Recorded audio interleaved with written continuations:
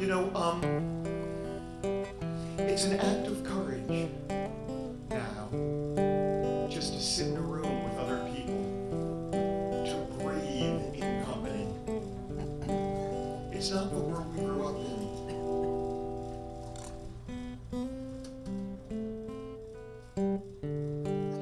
So we're sitting around tonight. That's really all anyone does these days. And I say it'll be alright,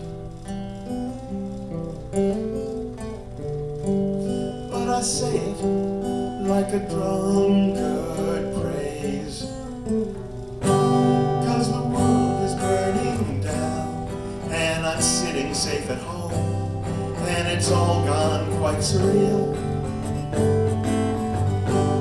There's a Nazi march in town that I'm watching on my phone, and it seems too small to feel. I wrote an anti-racist play. Made a deal with the theater, I was going to put it up. And then an amazing cast got involved, and suddenly it couldn't just be a workshop, it was an equity production. So I found investors, and I took out a loan.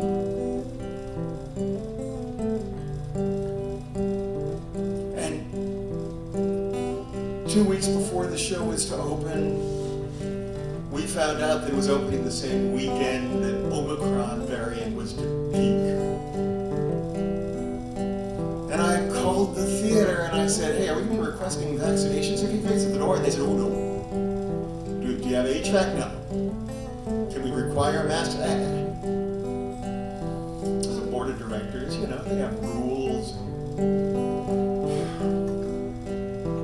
Now here's the thing. I mentioned to you earlier a choir instructor. When I was in therapy in my 30s, it occurred to me that she might have been freaked out by the only Jewish kid in school singing all those Jesus words. Big, stupid Jewish mouth. Also, I had long hair. And while we didn't know the word homophobia any more than we knew autism or bipolar disorder, maybe it freaked her out that the long-haired boy was singing the girl's part. And then another 15 or 20 years later, it occurred to me, maybe, just maybe, she was a hassled music teacher. And the Brody kid was singing off-key the wrong part, and they had a concert coming up. Now, when I had to cancel my show, when I had to eat $30,000 of my money and other people's investments for the safety of my cast and audience, my first impulse was to get argumentative. Assume they're racists. They found out that I'm doing an anti-racist play. They didn't want to cancel it. I think we've established I am willing to cast the villains of my story as bigots if it suits my narrative. That's dumb. There's always a kinder, more generous way to interpret things. Maybe they're just pro-virus. Maybe their favorite thing about FDR is that he was never vaccinated. Maybe they support marches against knives. You see what I'm saying? When the pro-polio march comes, you can hear it coming. Clanking of the crutches, the squeaking of the leg braces, great iron lungs thrumming up the rear.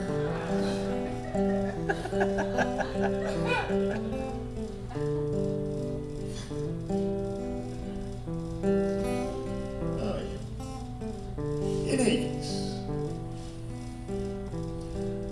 the truth is,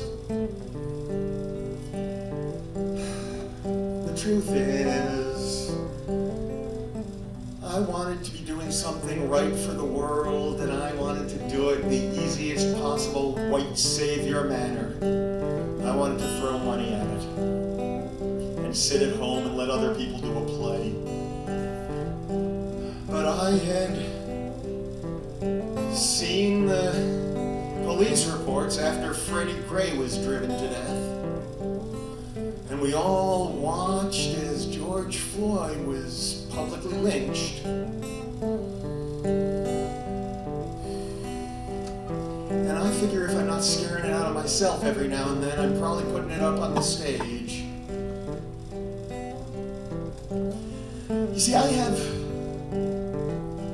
anxiety-exacerbated asthma.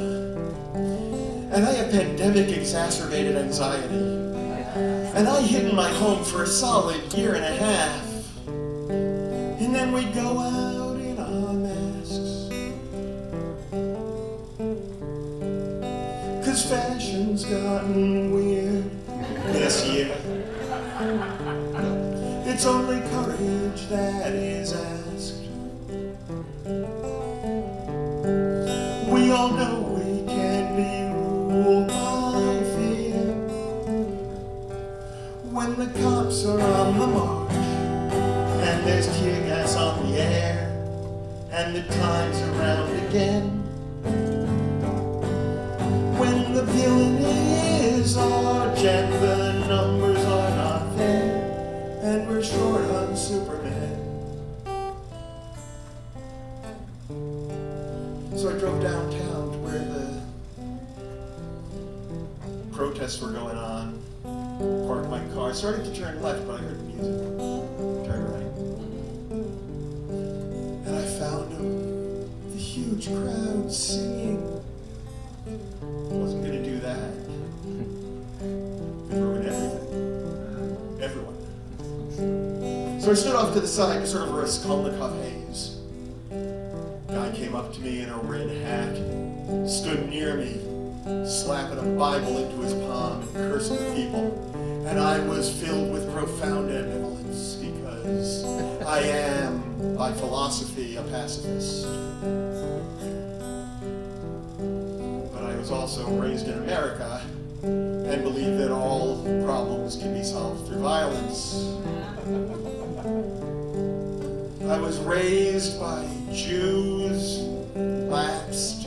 And then I studied Buddhism when I was heavy into the martial arts. Now, obviously, I'm a practicing druid, a studying bard, fascinated by popular astrophysics. Anyone? I'm a Jewish then pagan with a newish yen for Sagan. Thank you. You did the work on that one. That wasn't me. I put the pieces in place. You just came along for the ride. A little tan death march to a stupid little punchline. I thank you for coming with me on that.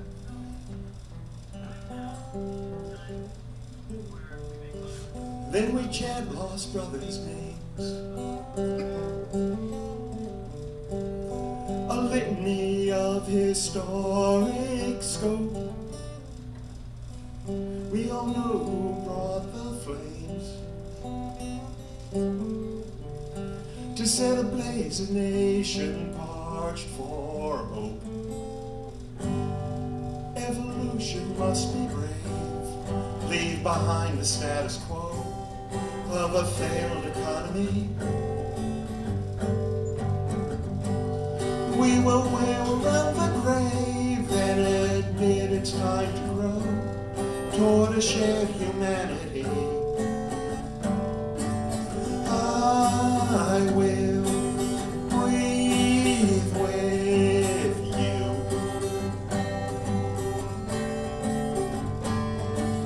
I will breathe.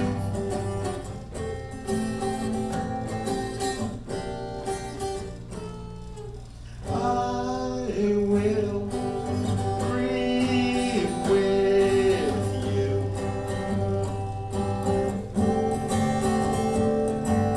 Please don't let it repeat and fade.